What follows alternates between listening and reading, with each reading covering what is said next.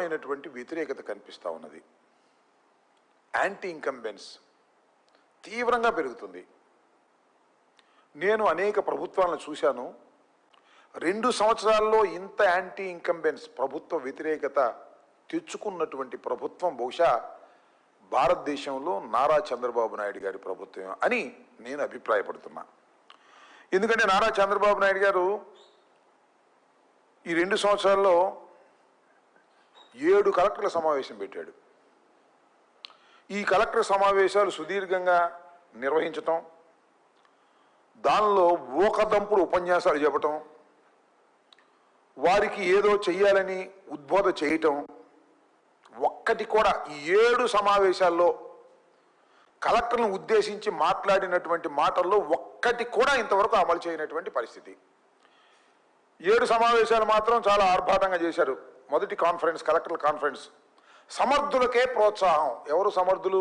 కలెక్టర్లు సమర్థులైతే వారికి ప్రోత్సాహం అంట. వాళ్ళు సమర్థులేగా. ఐఏఎస్ ఇండియన్ అడ్మినిస్ట్రేటివ్ సర్వీస్ వడపోసి వారిని సమర్థులు కాబట్టే ఐఏఎస్ ఇచ్చారు, ఐపీఎస్ కూడా ఇచ్చారు. సమర్థులు అంటే ఏంటో తెలుసా? మేము చెప్పింది చేయాలి. అంబటి రాంబాబు గారి మీద ఇంటి మీద దాడి జరిగినా పోలీసులు వెళ్ళకూడదు, వాళ్ళు ఐపీఎస్ అలాంటి వాళ్ళు సమర్థులు. అలాంటి వాళ్ళని అక్కడే కొనసాగిస్తా అంట 5 సంవత్సరాలు 6 సంవత్సరాలు కూడా. ఐఏఎస్ వాళ్ళని కూడా అంతే. మేము ఎవరికి భూమి కేటాయించమంటే వాళ్ళు కేటాయించాలి, మేము చెప్పినవన్నీ మీరు చేయాలి, చేస్తే అప్పుడు మీకు 5 సంవత్సరాలు 6 సంవత్సరాలు అదే పోస్టింగ్లో కొనసాగిస్తామనేటువంటి పరిస్థితుల్లో మొదటి ఉద్బోధ చేశారు. రెండో కాన్ఫరెన్స్ పరిపాలనలో వేగం పెంచండి. పరిపాలనలో వేగం పెంచాలంటే మరి ఏంటో మరి నాకు అర్థం కాల. నువ్వు పెంచాల్సింది మీరు మీ ప్రకారం వాళ్ళు నడుచుకుంటారు తప్ప ఐఏఎస్ ఐపీఎస్ వాళ్ళు సామర్థ్యవంతులే తప్ప వాళ్ళేమి అసమర్థులు కాదనే విషయాన్ని ఇక్కడ నేను చెప్పదలుచుకున్నా. ఇంకా మూడో కలెక్టర్ కాన్ఫరెన్స్ యూరియా వాడకం తగ్గిస్తే బస్తాకి 800 రూపాయలు ఇస్తాం. యూరియా సప్లై చేయలేని దౌర్భాగ్యమైన పరిస్థితి ఏర్పడి మనం చూసాం కదా. పెట్రోలు డీజిల్ అన్ని రాష్ట్రాల్లో బాగా అందుతుంది, కానీ మన రాష్ట్రం అందటలా. కారణం అసమర్థమైన పాలన. కాంట్రాక్టర్లకే డీజిలు పెట్రోల్ ఇచ్చేటటువంటి సదుపాయం కల్పించి సామాన్యులకు డీజిలు పెట్రోల్ లేకోకుండా చేసినటువంటి దౌర్భాగ్యమైనటువంటి ప్రభుత్వం నారా చంద్రబాబు నాయుడు గారి ప్రభుత్వం. అలాగే బస్తాకి 800 తగ్గిస్తామనేటువంటి కార్యక్రమం అది మూడవ కాన్ఫరెన్స్లో. మీరే అడ్డంకి కాకూడదు, అడ్డంకులు తొలగించాలి అని కలెక్టర్లు మీరు అడ్డంకులు కాకూడదు, మీరు అడ్డంకులు తొలగించాలని వారికి ఉద్బోధ చేశారు. ఇది 4వ కాన్ఫరెన్స్. 5వ కాన్ఫరెన్స్ రాష్ట్ర అవసరాలు సొంతంగా ఉపగ్రహం.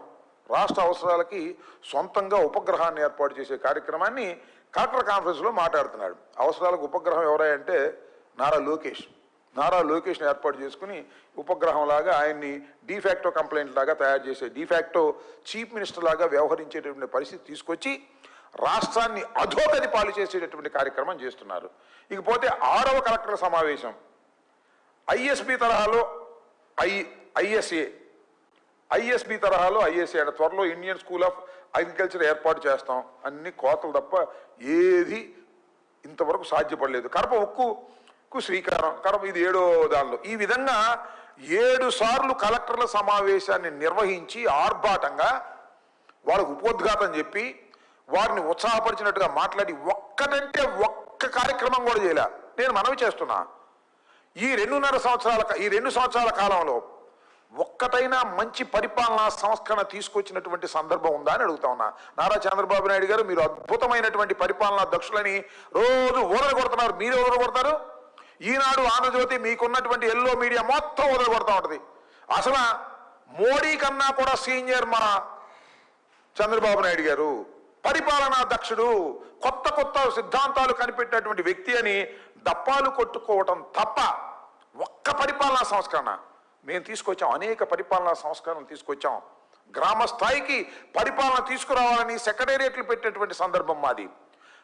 అదేవిధంగా నాడు నేడు విద్యలో అనేక సంస్కరణలు తీసుకొచ్చినటువంటి ప్రభుత్వం వైఎస్ఆర్ కాంగ్రెస్ పార్టీ ప్రభుత్వం, జగన్మోహన్ రెడ్డి గారి నాయకత్వంలో. అంతేకాదు ఇవాళ మీరు ఒక బృందాన్ని పంపించారు. ఎక్కడికి? సింగపూర్. దేనికి? గవర్నెన్స్ కోసం నేర్చుకోవాలని. అసలు నువ్వే సింగపూర్కి చెప్పి అంత మగోడని చెప్తూ ఉంటావు కదా. ఒక బృందాన్ని పంపించి అక్కడ తిప్పుకొచ్చారు. వాళ్ళు పరిపాలనకు సంబంధించిన గవర్నెన్స్ సంబంధించిన అన్నీ కూడా తెలుసుకొని ఈయనకి చెబితే ఈయన అమలు చేస్తా అంట. నేను అడుగుతా ఉన్నా, అయ్యా నారా చంద్రబాబు నాయుడు గారు, మీరు ఎన్నికలకు ముందు ఏ వాగ్దానాలు చేశారు నాకు చెప్పండి ఒకసారి. ఒకటి కాదు, రెండు కాదు, సూపర్ 6, సూపర్ 7 అన్నారు. దాంతోపాటు 142 హామీలు ఇచ్చారు. ఎన్ని అమలు చేశారు మీరు? నాకు అర్థం కాలేదు. ఎంత దుర్మార్గం అంటే అరకొరగా అమలు చేశారు కొన్ని, అయిపోయిన సూపర్ 6 అన్నారు. ఇంతకన్నా దౌర్భాగ్యం ఏం కావాలి? ఇంతకన్నా మోసం ఏం కావాలి? నేను సింగపూర్ వెళ్ళి సంస్కరణ చేయడానికి లేకపోతే గవర్నెన్స్ చేయడానికి మరి ఎన్ని సింగపూర్ వెళ్ళి మీరు ట్రైనింగ్ అయ్యి వచ్చి ఇచ్చారు హామీ నేను అడుగుతా ఉన్నా.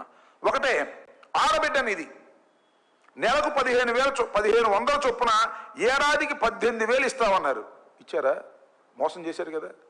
సింగపూరు వెళ్ళి స్టడీ చేసి ఇది ఇచ్చారా మీరు? మీరంతటా మీరే కదా ఇచ్చింది. అమలు చేసే కార్యక్రమం చేస్తున్నారా? తప్పుకు పోయి దబాయించేటటువంటి కార్యక్రమం చేస్తున్నారు. నెలకు 3,000 చొప్పున నిరుద్యోగ భృతి ఇస్తామన్నారు. ఇచ్చారా?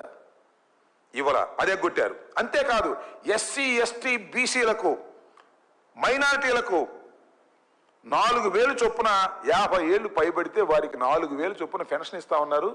ఆ పెన్షన్ ఇచ్చారు కానీ ఈ పెన్షన్ మాత్రం ఎగ్గొట్టేటటువంటి కార్యక్రమం చేశారు. ఎన్ని అబద్ధాలు ఆడాలో, ఎన్ని అసత్యాలు చెప్పాలో అన్ని అసత్యాలు చెప్పి మీరు పథకాలు అమలు చేయకోకుండా, ఇచ్చిన పథకాలు అమలు చేయకోకుండా ఇవాళ మోసం చేసేటటువంటి కార్యక్రమం చేసినటువంటి ఒక దుష్ట పరిపాలన నారా చంద్రబాబు నాయుడు గారిది. అంతేకాదు మేము ఇచ్చినటువంటి పథకాలను రద్దు చేసి పారేశారు. ఏది ఒకటి అమలు చేయలేదు. నేను ఒక్కటే మనవి చేస్తున్నా, మీరు సింగపూర్ వెళ్ళి అక్కడికి వెళ్ళి ఇక్కడికి వెళ్ళి ఏదో నేర్చుకుని ఇవాళ చేయాలని అనుకుంటున్నారే, అసలు మేనిఫెస్టో మీరు ఇచ్చిందే కదా. ఏదైనా సింగపూర్ చెబితే ఇచ్చారా? మేనిఫెస్టో మీరు ఇచ్చారు. ఆ మేనిఫెస్టో ఎక్కడుంది ఇవాళ? నేను సగర్వంగా చెప్తున్నా, వైఎస్ఆర్ కాంగ్రెస్ పార్టీ నాయకుడు జగన్మోహన్ రెడ్డి గారు 2019లో అధికారంలోకి వచ్చినప్పుడు మా మేనిఫెస్టోని ఇంటింటికి పంచాం. మా మేనిఫెస్టోని ప్రతి కలెక్టర్ ఆఫీసులోను ప్రతి ఆఫీసులోనూ గోడకు తగిలించాం. దిస్ ఈజ్ మేము ఇచ్చినటువంటి హామీ పత్రం. ఇది ఒకటొకటి టిక్ చేసుకుని అన్నిటినీ కూడా అమలు చేసినటువంటి ఘనత జగన్మోహన్ రెడ్డి గారి ప్రభుత్వం. సరే, ఆ తర్వాత పరిణామాలు ఎలా వచ్చాయి, ఏంటి, ఎందుకు ఓడిపోయాం, అది వేరే అంశం. కానీ చిత్తశుద్ధిగా ఇచ్చినటువంటి మేనిఫెస్టోని ప్రతి దాన్ని అమలు చేసినటువంటి వ్యక్తి జగన్మోహన్ రెడ్డి. మీరేం చేస్తున్నారు ఇవాళ? అసలు మీ మేనిఫెస్టో ఎక్కడ ఉందా? కనిపిస్తుందా? మేనిఫెస్టోని చూపించగలరా?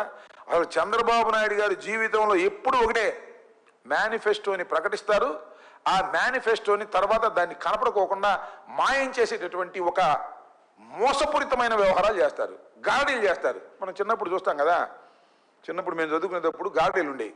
రోడ్డు పక్కన గాడీలు వేసి ఉన్నది లేనట్టుగా లేనిది ఉన్నట్టుగా చూపించి ఏదో 4 పైసలు సంపాదించుకొని బతుకు తెరువు కార్యక్రమం చేస్తారు. ఈయన కూడా అంటే ఎన్నికలకు ముందు మోసపూరితమైన గాడీలు చేయటం, ప్రజలను నమ్మించడం, అధికారంలోకి రావడం, అధికారంలోకి వచ్చిన తర్వాత వెన్నుపోటు పొడవటం, ప్రజల్ని మోసం చేసేటటువంటి కార్యక్రమాలు ఇవాళ చంద్రబాబు నాయుడు గారు చేస్తున్నారనే విషయాన్ని నేను మీకు ప్రత్యేకంగా చెప్పవలసిన అవసరం లేదు. ఇలా అనేకమైనటువంటి మోసాలు ఈ రాష్ట్రంలో చంద్రబాబు నాయుడు గారు చేస్తున్నారు. చూడండి, గ్రామీణ ప్రాంతాల్లో కానీ అర్బన్లో కానీ పేద ప్రజలు ఇళ్ల స్థలాల కోసం అనేకమైన అప్లికేషన్లు పెట్టుకున్నారు. అయ్యా చంద్రబాబు నాయుడు గారు, ఈ 2 సంవత్సరాల కాలంలో 1 సెంట్ అని ఇచ్చావా పేద ప్రజానీకానికి? నువ్వు 1 సెంటు కూడా పేద ప్రజానీకానికి ఇల్లు కట్టుకోవడానికి, నివాసం ఉండటానికి ఇవ్వకోకుండా మోసం చేసేటటువంటి కార్యక్రమం చేస్తున్నారు. అంతేకాదు సూపర్ 6 అన్నీ మోసం చేశారు. అన్నిటినీ కూడా పక్కన పెట్టి ఏదేదో కార్యక్రమాలు మీరు చేసేటటువంటి కార్యక్రమాలు చేస్తున్నారు. ఇది చాలా దురదృష్టకరమైనటువంటి పరిస్థితి. ఇవాళ వార్డు సచివాలయాలు నిర్వీర్యమైపోయినాయి. దానిలో ఉద్యోగులు అటు ఇటు పెట్టేశారు.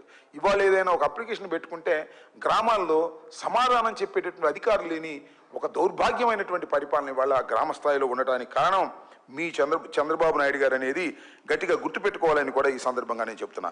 ఇలా ఒక దౌర్భాగ్యమైనటువంటి పాలన ఇవాళ చూస్తాం మనం. వ్యవసాయదారుల పరిస్థితి ఏంటండి? అది దేనికైనా గిట్టుబాటు ధర ఉందా?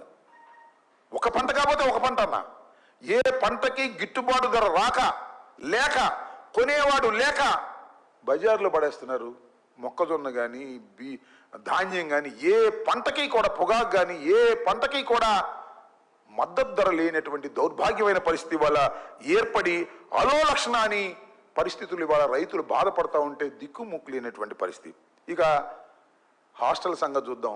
పిల్లలు సరైనటువంటి తిండి లేక మరణాలు సంభవించేటటువంటి పరిస్థితి కూడా ఏర్పడుతుంది. ఒక దౌర్భాగ్యమైనటువంటి కార్యక్రమాన్ని ఇవాళ మీరు చేస్తున్నారు.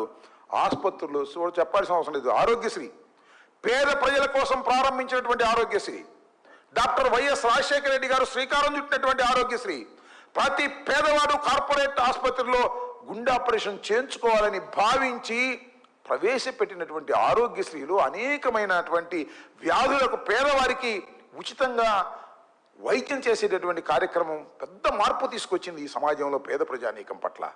అలాంటి దాన్ని వాళ్ళు ఏం చేశారండి? వాళ్ళ ఆరోగ్యశ్రీని మంట కలిపేటటువంటి కార్యక్రమం చేస్తున్నారు. బకాయిలు ఇవ్వలేదు, హాస్పిటల్కి వెళ్తే వాళ్ళు ఆపరేషన్ చేసే పరిస్థితి లేదు, బయటికి గెంటేసేటువంటి పరిస్థితి వస్తుంది. వాళ్ళు మాత్రం ఏం చేస్తారు? డబ్బులు ఇవ్వకపోతే.